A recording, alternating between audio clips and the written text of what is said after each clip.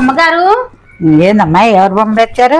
ఏదన్నా పని ఉంటే ఇస్తారని పక్కింటి అమ్మగారు పంపించారండి. ఏమన్నా పని ఉంటే ఇవ్వరా కొంచెం నాకు? నువ్వు పని చేస్తావా? నాకు ఏ పనైనా చేస్తాను అమ్మగారు. ఇల్లు 2000 తీసుకుంటాను. ఏది నీ పోనేది? నువ్వు నాకు పని చేస్తావు.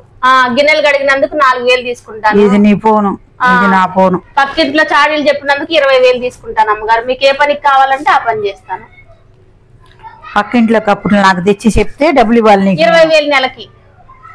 ఎందుకమ్మా నాకు ఆ తలనొప్పి? వాళ్ళ ఇంట్లో నాకు చెప్పడం ఎందుకు? నాకు తలనొప్పి రావడం ఎందుకు? కొంతమంది అలా ఉంటారండి, మీకు తెలీదు. అలా అది తగ్గించేద్దాం. సరే అది తగ్గించేద్దాం. ఇంకెంత ఇవ్వాలి? ఇల్లు ఉడిచినందుకు 2000, గిన్నెలు కడిగినందుకు 4000, 6000 ఇవ్వండి ఆంటీ. ఓహో, కప్పుర్లకు మాత్రం ఎక్కువ ఇవ్వాలి? 20000 కబుర్లకు మాత్రం, తగ్గించేది ఏం లేదు. అవునా? ఒక్కొక్క పనికి ఇంత?